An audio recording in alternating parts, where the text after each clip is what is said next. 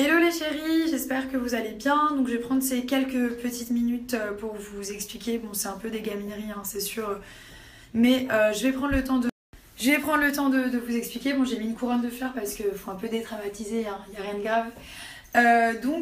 Qu'est-ce qui s'est passé avec Capucine? Pas grand chose en fait. Donc le petit souci qu'il y a avec Capucine, c'est que c'est une personne que je n'ai jamais critiquée parce que je ne la voyais pas, voilà. Puis j'embête pas les gens quand ils ne m'embêtent pas. Donc Capucine est toujours venue. Donc Capucine, la plupart des fois où je la voyais, elle me sautait dans les bras, elle me disait qu'elle m'adorait, elle me disait qu'elle voulait que je revienne dans Touche pas à mon poste parce que vraiment je lui manquais et je manquais, que j'avais ma place. Enfin voilà, donc elle s'est mise un peu à me donner des conseils, hein. C'est pas que j'ai pas besoin de conseils, je suis comme tout le monde, on apprend tous de ses erreurs malheureusement. Donc elle et moi on n'a jamais été vraiment amies et voilà. Donc quand je la voyais c'était vraiment que du positif.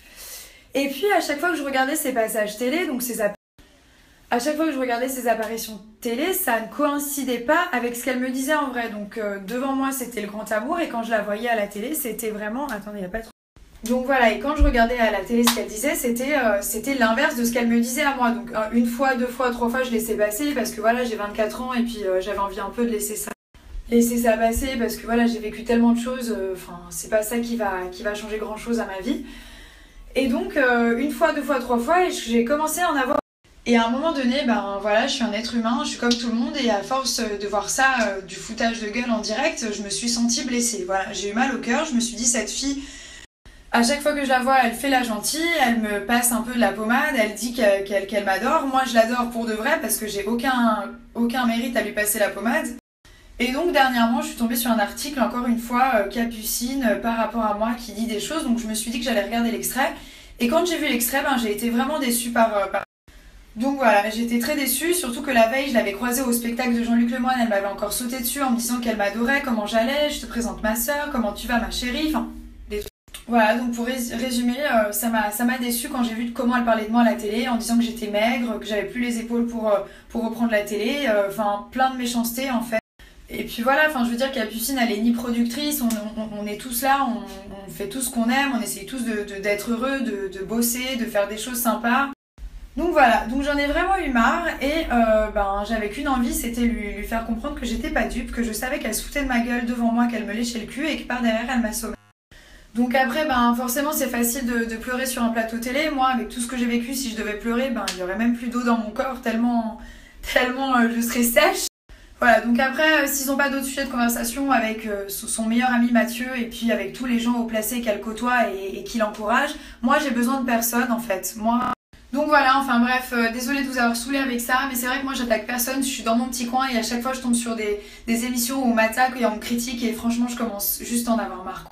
Donc qui continue, je veux dire Delormeau il a 40 ans, il adore m'attaquer, il adore me rabaisser, c'est pas grave, j'ai l'habitude et sur ce, bonne soirée, je vous embrasse tous. Et encore une dernière chose, ce qu'il faut pas qu'ils oublient, c'est que aujourd'hui ils sont là, mais j'étais là bien avant eux et je me suis jamais permise de les critiquer quand moi je travaillais à Touche pas à mon poste il y a quelques années. Parce que dans la vie, la roue elle tourne et c'est le karma. Donc quand eux ils travaillaient encore sur le Mad Mag, sur Énergie 12 et que moi j'étais sur Touche pas à mon poste, je prenais personne de haut et j'ai jamais changé. Et ça, voilà, donc quand j'étais en haut ou quand j'étais en bas, j'ai toujours été la même, j'ai jamais changé. Et ça, l'humilité en fait, c'est une chose qui devrait assimiler parce que pour l'instant on n'y est pas du tout quoi. Donc c'est facile d'avoir la parole tous les soirs devant 2 millions de téléspectateurs, de pleurer, de faire un cinéma pas possible. Ben voilà, moi aussi je me justifie parce que j'ai envie que tout le monde soit au courant de tout.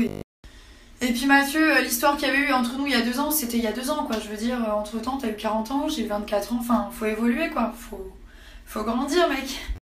Donc voilà, je pense que demain vous allez peut-être débattre de mes snaps ou débattre de mon prochain tweet ou débattre de la prochaine pomme que j'ai mangée. Voilà, sachez une chose, que c'est que moi, contrairement à... Dernière chose concernant les problèmes que j'ai pu avoir dans ma vie privée, je pense que ça c'est du passé, c'est quelque chose qui me concerne et qui concerne mes proches en premier lieu. Donc si tu n'as que ça, Mathieu Delormeau, pour m'enterrer, moi je ne sortirai pas tes dossiers parce qu'ils sont bien trop glauques et que je n'ai pas envie de salir l'esprit des gens avec ces saletés. Voilà, donc moi je fais des choses que j'aime grâce aux gens parce qu'ils ont toujours été là, quoi qu'il arrive, quoi qu'il ait pu se passer dans ma vie, les gens m'ont toujours soutenu, c'est grâce à eux aujourd'hui si j'en suis là et grâce à personne d'autre, ça. Et puis votre petit gang pourri de frustrés, de Mathieu, Enora et Capucine, anti-Nabila, les gars redescendez, je veux dire c'est que de la télé, allez boire un coup, détendez-vous. Et puis, enfin, franchement, vos débats tous les jours sur moi, franchement, je suis pas quelqu'un de super intéressant. Je suis juste une petite meuf normale qui veut faire son bout de chemin et être heureuse. Donc, arrêtez de débattre sur moi, c'est... Enfin, voilà, quoi. Gardez la pêche et soyez cool et détendez-vous et arrêtez d'avoir autant la haine parce qu'il n'y a pas de raison d'avoir la haine, quoi. Bisous!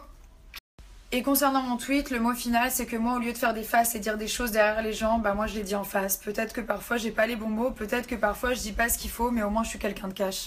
Je préfère être une personne qui va pas avec le dos de la cuillère, qui dit quelque chose et qu'elle assume, tandis qu'une personne qui parle sur le dos des gens et c'est beaucoup plus grave ce qu'elle dit dans mon dos, sachez-le. Parce que si ces gens-là, ils avaient des choses à me dire, ils ont tous mon numéro, sachez-le. Donc ils auraient pris leur téléphone et ils m'auraient appelé. Mais non, ils préfèrent le dire devant les gens, essayer de me rabaisser comme des gars. Est-ce que vous, en tant que téléspectateur, vous dites mais c'est trop bizarre, mais sachez que chaque personne autour de la table, elle a mon numéro. Et la plupart, il y en a plein qui m'appellent. Donc je vois pas pourquoi eux, ils le feraient pas. Bon, sur ce, bonne nuit mes petits shampoings. Je vous aime très fort, gros bisous à tous et gardez la pêche. Bisous, bisous.